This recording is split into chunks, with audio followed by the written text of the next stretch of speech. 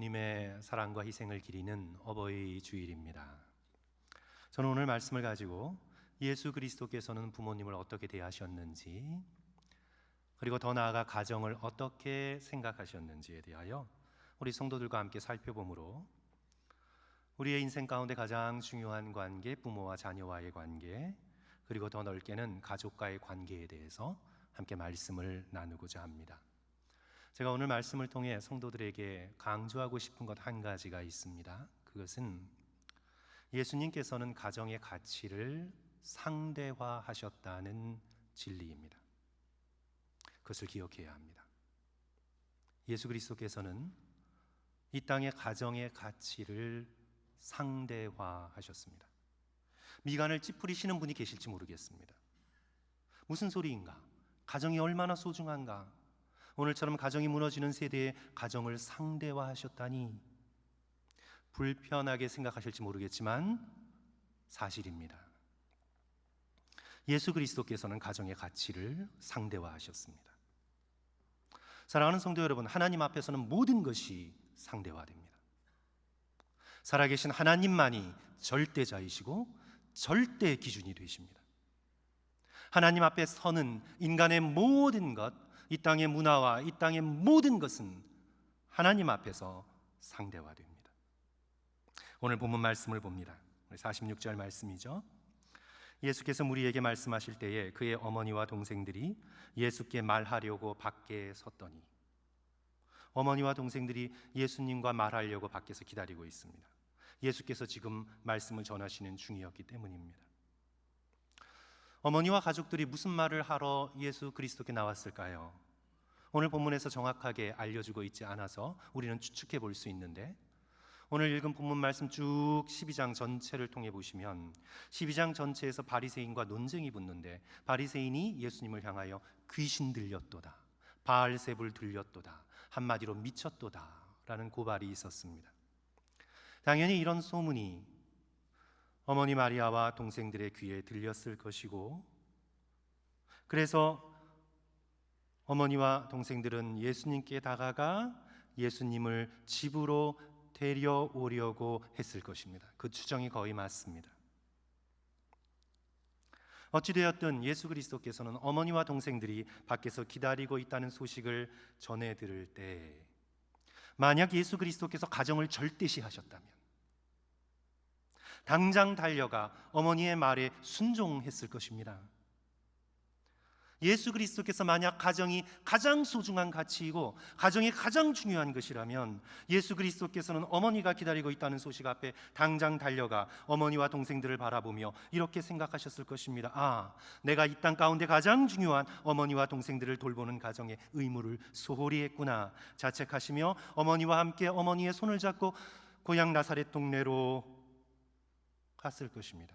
순종했을 것입니다. 그러나 48절 이하 예수님의 말씀은 충격적입니다. 말하던 사람에게 대답하여 이르시되 누가 내 어머니이며 누가 내 동생들이냐 하시고, 45절 50절 손을 내밀어 제자들을 가리켜 이르시되 나의 어머니와 나의 동생들을 보라. 누구든지 하늘에 계신 내 아버지의 뜻대로 하는 자가 내 형제요 자매요 어머니니라 하시더라. 하나님을 절대화하시고 가정을 상대화하십니다. 예수님은 유교의 도덕군자처럼 가정을 절대화하지 않으십니다. 말씀드린 것처럼 하나님만이 절대자시고 나머지 모두는 상대적인 것들입니다. 하나님은 절대로 가정의 틀 안에 갇히지 않으십니다. 오히려 가정이 하나님 안에 놓여 있어야 합니다. 전통사회에서는 한 개인의 의무는, 한 개인의 삶의 의무는 가족의 가문의 명예를 지키는 것에 있었습니다. 그러니까 전통사회 속에서 가정은 절대화되었습니다. 이방인들도 최대의 목표가 자신의 가문의 명예를 위해 살아가는 것입니다. 그것을 위해 수많은 우상들이 존재합니다. 유대인들 겉으로는 하나님을 믿고 있다고 생각하지만 그들 역시 가문에 기대어, 또한 여러 가지 정치적 경제적인 파워에 기대어 가문을 점점 발전시키고 그에 기대어 자신의 삶의 의미를 찾고자 했습니다. 이렇게 가정이 부풀려진 시대의 한가운데에서 예수 그리스도께서는 전통사회의 가치관을 거스리는 말씀으로 사람들을 놀라게 하십니다. 오늘 본 말씀이 기록된 바로 2장 앞 마태복음 10장 37절에서 말씀하십니다. 뭐라고 말씀하시나요? 아버지나 어머니를 나보다 더 사랑하는 자는 내게 합당치 아니하고 아들이나 딸을 나보다 더 사랑하는 자도 내게 합당치 아니하도다. 마치 가족관계가 영원하리라 전제하고는 사두개인들이 예수님을 시험하러 묻지요. 이제 차례로 7 형제의 아내 되었던 이 여인이 부활 때에는 누구의 아내가 되겠습니까? 마치 부활 후에 하나님의 나라에 이 결혼 제도가 그대로 유지되고 있을 것처럼 그렇게 전제하고 묻고 있는 것입니다. 이때 예수 그리스도께서 놀라운 대답을 하십니다. 마태복음 22장 29절 30절 예수께서 대답하여 이르시되 너희가 성경도 하나님의 능력도 알지 못하는 거로 오해하였도다. 부활 때에는 장가도 아니가고 시집도 아니가고, 실망하시는 분들이 계실지 모르겠어요. 부활 때에는 장가도 아니가고 시집도 아니가고 하늘에 있는 천사들과 같을 것이라. 이런 식의 억압적인 결혼 제도는 천국에는 없다 말씀하시는 겁니다. 누가 누구에 소속되어 누구는 이득을 누리고 누구는 끊임없이 피해자와 희생자가 되는 이런 불의한 결혼 제도는 천국에는 없다라고 말씀하시는 것입니다. 하늘의 천사들과 같이 된다고 말씀하시는 것입니다. 하나님의 능력과 하나님의 말씀 앞에 하나님을 절대화하시고 가정을 상대화하십니다. 사도 바울도 마찬가지입니다. 하나님을 절대화하고 그리스도를 절대화하고 결혼을 상대화합니다. 우리가 금요일 날 살펴볼 고린도전서 7장의 말씀이죠. 사도 바울은 권면하기를, 이것은 하나님의 말씀이 아니라고 그도 얘기하고 있습니다. 자신의 경험과 지식으로 권면하기를 자기처럼 혼자 사는 것이 좋다. 왜요? 여행하기 좋고 편하고 가정의 의무를 다하지 않아도 되니까 아니에요. 자기처럼 혼자 사는 것이 좋은 이유가 무엇입니까?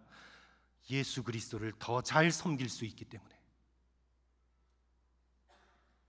하지만 욕망을 절제할 수 없거든 결혼하라. 결혼했나 결혼하지 않았나가 중요한 것이 아니라 고린도전서 7장 17절 오직 주께서 각 사람에게 나눠주신 대로 하나님이 각 사람을 부르신 그대로 행하라. 내가 모든 교회에 이와 같이 명하노라. 하나님의 뜻이 절대적이고 결혼 여부는 상대적인 것이라 말씀하고 있는 것입니다. 내가 결혼을 할 것인가 안 할 것인가, 가정을 이룰 것인가 그렇지 않을 것인가, 자녀를 얻을 것인가 얻지 못할 것인가, 그런 것들보다 훨씬 수천만 배 중요한 진리는 내가 결혼을 하든 하지 않든, 자녀가 있든 없든 하나님께서 허락하신 삶 속에 나 자신이 하나님을 온전히 사랑하고 하나님을 정말 신뢰하고 하나님의 뜻대로 살아가는 것이다. 그것이 오늘 예수 그리스도께서 우리에게 주고 계시는 말씀입니다.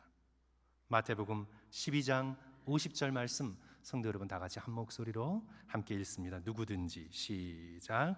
누구든지 하늘에 계신 내 아버지의 뜻대로 하는 자가 내 형제요 자매요 어머니니라 하시더라. 아멘.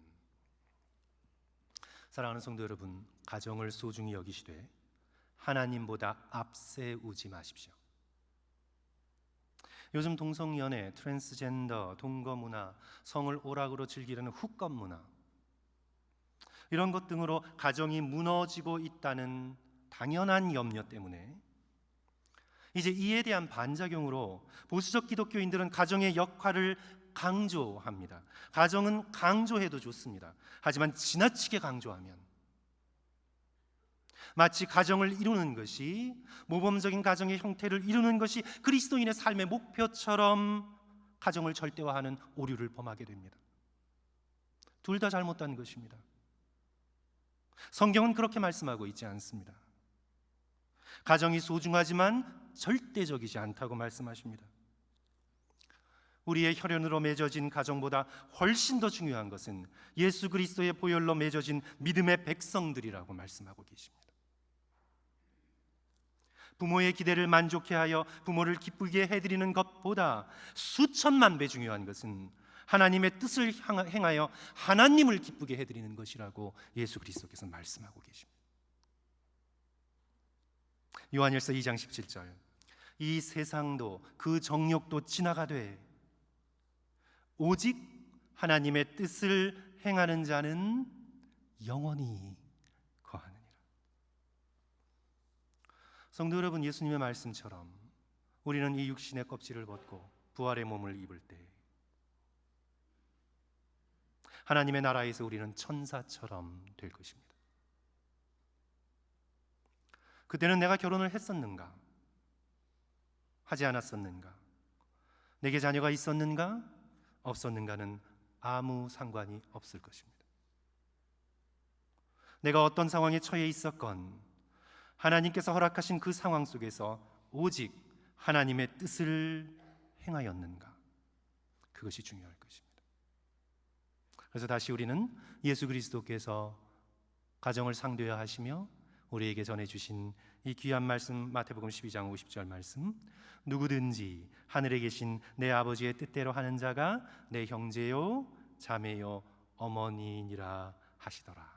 이 말씀을 붙드시고 사랑하는 성도 여러분, 오직 하나님만을 절대화하시는 저와 성도들 되시기를 주님의 이름으로 간절히 축원합니다. 이렇게 이제 가정이 원래 있어야 할 자리, 하나님을 앞서지 않는 자리에 놓여 있으면 이제 부모님을 향한 참 효도가 어떤 것인지 우리는 이야기할 수 있습니다. 가정을 절대화하여 얘기하면 효도가 오히려 하나님의 뜻을 거스리는 것이 되죠. 그럴 수 있습니다. 그러나 가정이 원래 있어야 할 자리, 하나님을 앞서지 않은 자리, 그 자리에 놓여 있게 되면 이제 우리는 부모를 향한 효도의 참 의미가 어떤 것인지 생각할 수 있습니다. 사랑하는 성도 여러분, 오늘 우리가 부모님께 드릴 수 있는 가장 큰 선물은 믿음입니다. 믿음입니다. 부모님의 믿음이 아니에요. 우리는 다른 사람의 믿음을 강요할 수도 없고 만들어 나갈 수 없습니다. 우리가 부모님께 믿음을 드릴 수 있는 능력이 없어요. 그래서 지금 제가 말씀드리는 건 부모님께 믿음을 드리는 걸 말씀하는 것이 아니라 부모님이 믿으셨던 안 믿으셨던, 부모님이 지금 존재하시던 떠나가셨던, 우리의 생명의 통로가 됐던 부모님 앞에 우리가 진정으로 효도할 수 있는 참 효도의 길은 내 자신이 온전히 믿는 자가 되는 것입니다. 자신의 믿음입니다. 한번 상상해 보세요. 부모는요, 자식이 자신에게 당장의 즐거움을 주기보다 올바로 살아가는 걸 더 기뻐합니다. 정상적인 부모님들은 그래요. 자식이 마피아의 두목, 조직폭력배의 두목이 되어 명절 때마다 부모님께 수만 달러 갖다 바치는 것보다 소박하지만 정직하고 성실하게 사는 것이 진정한 효도입니다. 그렇지 않습니까? 같은 원리이지요. 사랑하는 성도 여러분, 여러분의 부모님의 모습을 이 시간 떠올려 보십시오. 살아계시던 살아계시지 않던 떠올려 보십시오.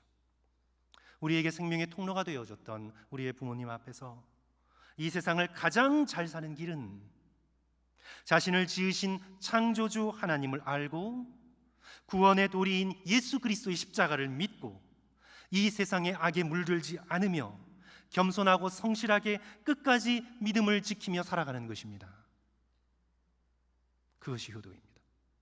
부모님이 믿으셨던 안 믿으셨던, 살아계시지 않던 상관없이 진리는 언제나 영원하기 때문에 우리의 생명의 통로가 되신 부모님 앞에서 우리가 진정으로 믿는 자가 되는 것이 참된 선물입니다. 부모님이 돌아가셨어도 상관없습니다. 성도 여러분, 우리 인간의 의식은 사나 죽으나 자신을 사랑한 존재와 어떤 식으로도 연결이 되어 있습니다. 사랑은 영원한 것이기 때문에 우리가 사랑을 받고 사랑했던 그 존재와 어떤 식으로든 연결되어 우리는 살아갑니다. 디즈니 만화 영화 라이언 킹을 성도 여러분 아시죠? 제가 그 장면이 항상 기억이 나서 자주 이야기를 하고 있는데, 이제 홀로 떠돌이 생활을 하던 심바가 어떻게 유랑 생활을 끝내고 자신의 왕위를 클레임하죠? 어두운 밤하늘을 바라보며 돌아가신 아버지를 생각하며 훌쩍훌쩍하며 별들을 쳐다보고 있을 때 이 별들의 조합이 바뀌어서 아버지의 모습으로 바뀌죠. 그리고 아버지의 무파사 그 모습으로 바뀌면서 아버지가 말씀을 합니다. Remember who you are. 심바야, 너가 누구인가를 기억하라. 그리하여 심바는 이제 아버지를 실망시키지 않겠다는, 하늘에서 자신을 쳐다보고 있는 아버지를 실망시키지 않겠다는 결심으로 일어나 왕위를 클레임하기 위해서 이제 싸움의 여정 가운데 들어가는 거죠. 성도 여러분, 우리는 하나님 앞에서 삶을 살지만 동시에 우리를 사랑했던 분들 앞에서, 히브리서 12장 1절, 우리에게 구름같이 허다한 증인들이 있으니. 제가 얼마 전 넷플릭스 다큐멘터리를 좀 보았는데, 남미를 여행하던 한 여성이 우연히 알게 된 남자를 따라 나섰다가 둔기에 머리를 얻어맞고는 쓰러져서 거의 죽게 되었습니다. 이제 의식을 완전히 잃었어요. 그 범죄자는 죽은 줄 알고 이제 꽁꽁꽁꽁 싸매고 있었죠. 의식을 이제 잃은 상태에서 그 의식을 잃었는데 너무나 또렷하게, 현실보다 더 현실적으로 의식을 잃은 상태에서 부모를 비롯한 가족들의 고함 소리가 들리는 거예요. 정신 차리라고, 빨리 일어나라고, 잠들지 말라고, 잠들면 죽는다고, 눈을 뜨라고 야단치듯 지르는 부모님의 고함 소리에 눈을 떴어요. 안 그러면 죽었겠죠. 그런데 손과 발이 다 묶여 있어요. 간신히 팔을 움직여 묶였던 끈을 풀고 죽은 줄 알고 둘둘 감아놓던 비닐천을 다 벗겨내고 간신히 살아나왔습니다. 이 그 신비한 영적 경험을 통해 내가 혼자 사는 것이 아니구나, 자신이 이 세상에 혼자인 것처럼 자신의 삶을 위해 온 천지를 여행하고 다녔는데, 나의 삶이 나의 것이 아니라 나를 사랑했던 사람들의 것일 수도 있구나.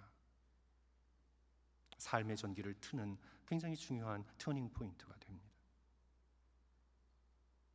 사랑하는 성도 여러분, 부모님이 돌아가셨던 살아계시던 그 사랑은 우리에게 있습니다.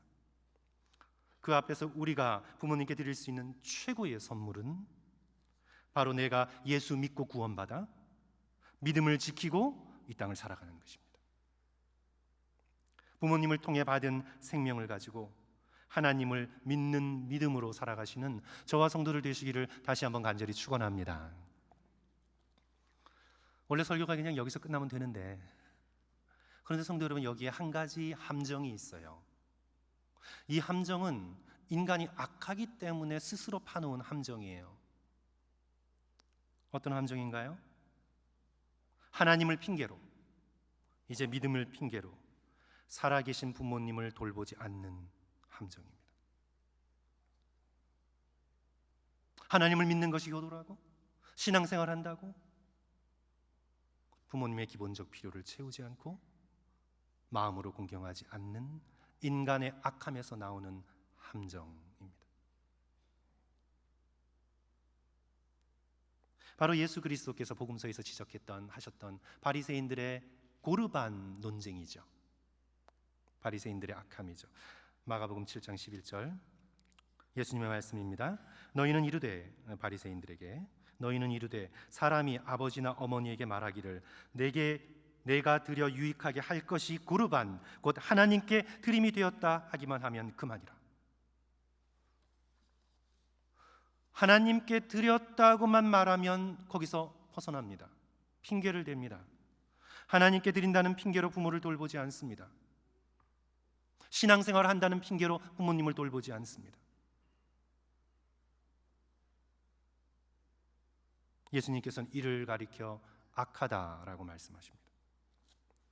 사도 바울도 마찬가지입니다. 디모데 전서 5장 8절 누구든지 자기 친척, 특히 가족을 돌보지 아니하면 어떤 사람입니까? 믿음을 배반한 자요, 불신자보다 더 악한 자니라. 진정 하나님을 하나님으로 예배하고 하나님을 사랑하는 사람은요, 늘 부족함을 느끼겠지만 그 마음의 중심 속에서 부모를 공경하게 돼 있습니다. 십계명을 보세요, 성도 여러분. 1계명부터 4계명까지 전부 하나님을 향한 명령입니다. 하나님께서는 먼저 내 부모를 공경하라, 유교식으로 말씀하고 있지 않으세요. 먼저 내 부모를 공경하는 것이 하늘을 공경하는 것이다, 그렇게 유교식으로 인간으로부터 시작하는 인본주의에서 말씀하고 계시지 않아요. 기독교는요, 모든 것이 하나님에게서부터 시작합니다. 십계명 1계명부터 4계명까지 하나님을 하나님으로 먼저 온전히 예배하고 우상을 만들지 말고 여호와의 이름을 존귀하게 여기며 7일 중에 하루를 구분하여 온전히 하나님을 아버지로서 예배하는 자는 당연히 5째 계명, 내 부모를 공경하게 되어 있습니다. 하나님을 향한 사랑, 하나님이 주시는 사랑이 내 속에 흘러 넘쳐 부모님께로, 형제들께로, 이웃에게로 향하게 되어 있습니다.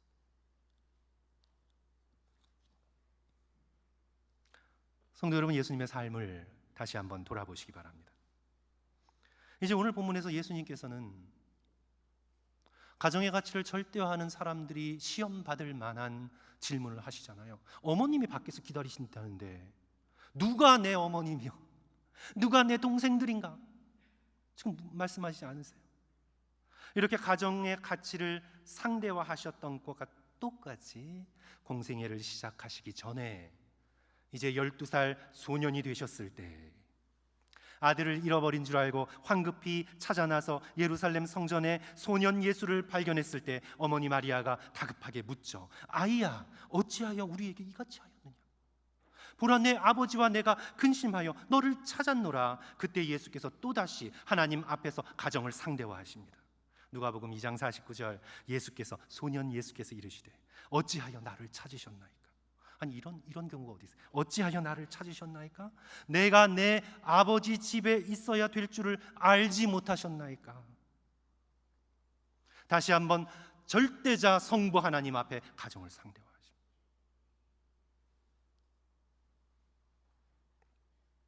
그렇다고 이제 예수께서 난 이제 하늘 아버지 찾았으니 해방이다, 가출이다 하셨을까요? 12살에 가출하셨나요? 아니죠. 51절의 말씀은 놀랍습니다. 예수께서 함께 내려가사 나사렛에 이르러 순종하여 받드시더라. 육신의 부모님께 순종하여 받드셨습니다.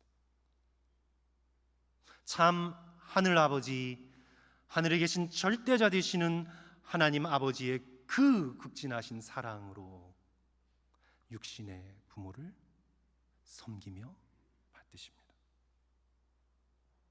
중년이 들어갈 나이인 30세를 넘겨서까지, 예수님 당시의 노인의 기준은 50살이었습니다.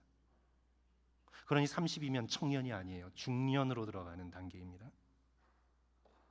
이제 중년에 들어갈 나이, 오늘날로 말하면 한 40세? 오늘날엔 사춘기가 30대까지 있다니까 한 40대, 40대, 어쩌면 50대. 몫으로 가정의 생계를 책임지시며 어머니와 동생들을 돌보셨습니다. 오늘 함께 읽은 본문에서 누가 내 어머니며 내 동생들이냐 하셨다고 이제 길가에서 어머니를 만나면 누구신가요? 예수님께서 그러시나요? 아니시죠. 십자가에 달리셨을 때 그 상상할 수 없는 고통 가운데에서 예수 그리스도께서 어머니 마리아에게 보이신 극진하신 사랑을 생각해 보십시오. 사랑하는 제자 요한에게 어머니를 맡기십니다. 보라, 내 어머니다. 그리고 어머니에겐 요한을 가리켜 보소서, 아들이니이다. 단순히 어머니의 생계를 생각하셨다면 예수님의 육신의 동생 야고보도 있었고요, 유다도 있었을 터인데 성도는 왜 제자 요한에게 어머니를 맡기셨을까요? 아들을 단순한 육신의 아들이 아닌 하나님의 아들로 발견하실 수 있도록, 오히려 너무 가까이 있으면 모를 수 있잖아요. 그러나 예수 그리스도의 공생애의 현장마다, 기적의 현장마다 항상 함께 다녔던 사랑하는 제자 요한을 통하여 정말 예수 그리스도가 누구인지 어머니가 깨달아 알도록, 어머니의 육신의 공양뿐만이 아니라 영적인 것까지 배려하셔서 십자가상에서 어머니를 향해 극진한 사랑을 보이십니다. 하나님을 절대화하셨기에 어머니를 극진히 사랑하십니다. 사랑하는 성도 여러분, 가정의 달, 또 어버이 주일을 맞아서 우리는 인간적 사랑만으로는 턱없이 부족하다는 것을 깨달아야 합니다. 가정을 절대화하여 인간적으로 죽도록 사랑하면 되겠지, 요즘 뭐 금쪽 같은 내 새끼 하면 자식이 잘 크겠지, 성도 여러분, 안 됩니다. 잘못하는 겁니다. 내가 인간적으로 죽도록 사랑하면요, 그 사랑이 살리고 자유롭게 하는 사랑이 아니라 자녀들의 목을 조이고 죽이는 사랑이 됩니다. 우리 인간은 자기의 사랑을 너무 의지하지 말아야 돼요. 자신의 사랑을 절대 과신하지 마십시오, 성도 여러분. 살균 처리하지 않으면 곧 썩게 되는 우유처럼 인간적 사랑은 하나님의 사랑에 비추어 변화되지 않으면 오히려 영혼에 해를 가하게 됩니다. 사랑이라는 이름으로 가해진 해가 오늘날 얼마나 많습니까? 그래야 가정이 참된 축복의 통로이기도 하지만 얼마나 많은 고통과 상처의 근원이 되기도 합니까? 우리는 우리의 악함을 알기 때문에 절대로 가정을 절대화할 수 없습니다. 오늘 부모된 우리가 얼마나 무너졌고 연약하고 악한 자인가를 알기 때문에 우리는 절대로 인간적인 사랑을 의지할 수가 없습니다. 하나님께서 예수 그리스도를 통해 주시는 놀라운 사랑, 우리는 그 사랑을 의지하여 우리에게 맡겨주신 사람들을 사랑해야 합니다. 성도 여러분, 생각해 보십시오. 인간적 사랑은요, 언제나 계산적입니다. 인간적 사랑의 가장 순수한 형태인 부모의 사랑을 생각해도요, 언제나 계산적. 정직하게 부모 되신 여러분, 여러분의 동기를 살펴보십시오. 하나님의 사랑 없이 인간적으로 부모를 사랑하고 자녀를 사랑하면요, 항상 계산하고 나는 공평하게 되받지 못한다는 자기 연민 속에 빠져들게 됩니다. 타락한 인간은 자신의 힘으로는 스스로 사랑할 능력을 상실했습니다. 오직 우리는 하나님의 은혜 가운데 하나님의 사랑을 깊이 체험하고 그 사랑을 절대화하고 그 사랑을 빌려 부모를 공경하고 가족을 사랑할 때 비로소 되받을 것을 바라지 않고 기꺼이 줄 수 있는 사랑, 진정한 사랑을 배워나갈 수 있습니다. 성도 여러분, 다시 말씀드리지만 육신의 부모님이 이 땅 가운데 계시지 않는다고 이제 나는 부모님을 사랑할 기회가 없구나, 효도할 기회가 없구나, 낙심하지 마시기 바랍니다. 말씀드렸듯이 부모님 앞에서 내가 하나님을 잘 믿는 것이 가장 큰 효도입니다. 또한 동시에 오늘 본문에서 예수님께서는 피로 맺어진 가족보다 훨씬 더 가치 있는 새로운 가족을 우리에게 소개해 주셨습니다. 바로 뭔가요? 주의 몸된 교회입니다. 누가 내 어머니이며 내 동생들이냐 하시고 45절 50절 손을 내밀어 제자들을 가리켜 이르시되 나의 어머니와 나의 동생들을 보라. 누구든지 하늘에 계신 내 아버지의 뜻대로 하는 자가 내 형제요 내 자매요 내 어머니니라. 하나님을 사랑하고 하나님을 예배하며 예수님의 십자가의 보혈을 함께 나눈 그리스도의 몸을 이룬 분들이 우리의 어머니요, 우리의 아버지요, 우리의 형제요, 우리의 자매요, 우리의 자녀들입니다. 뭐 그렇게 감동받으시지 않는 것 같지만 그렇습니다, 성도 여러분. 예수 그리스도께서 오늘 본문에서 그것을 말씀하고 계시죠. 그리하여 사도 바울은 평생 독신이었지만 그는 믿음의 식구된 루포의 어머니에게 이렇게 말합니다. 그는 나의 어머니라. 갱그레아 교회의 베베를 향해 우리의 자매 베베여.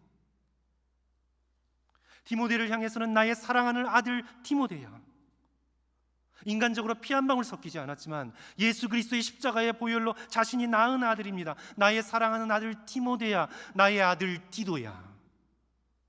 바울은 육신의 가정을 이루지 못했으나 더 귀한 영적인 가정, 그리스도의 보혈로 맺어진 가정을 풍성하게 이루었습니다. 해산하는 고통보다 더한 고통으로 믿음의 자녀들을 낳았습니다. 그러므로 우리도 육신의 가정을 넘어 믿음의 가족된 교회를 더욱 사랑하고 섬기는 저와 여러분 되시기를 주님의 이름으로 다시 한번 간절히 축원합니다. 말씀을 맺습니다. 성도 여러분, 가정이 아무리 중요해도 하나님을 앞설 수 없습니다. 아무리 금쪽 같은 내 새끼여도 하나님의 자녀이고 하나님을 앞설 수 없습니다. 하나님의 뜻이 가족의 기대보다 훨씬 중요합니다. 하나님을 온전히 믿고 그 뜻을 행하는 것이 인생을 가장 잘 사는 길이고 우리의 생명의 통로가 되신 부모님께 가장 큰 선물로 보답하는 길입니다. 다시 한번 하나님이 주시는 사랑의 힘으로 우리에게 맡겨주신 가족과 교회를 더욱 사랑하고 섬기는 저와 성도들 되시기를 주님의 이름으로 간절히 축원합니다. 기도하겠습니다.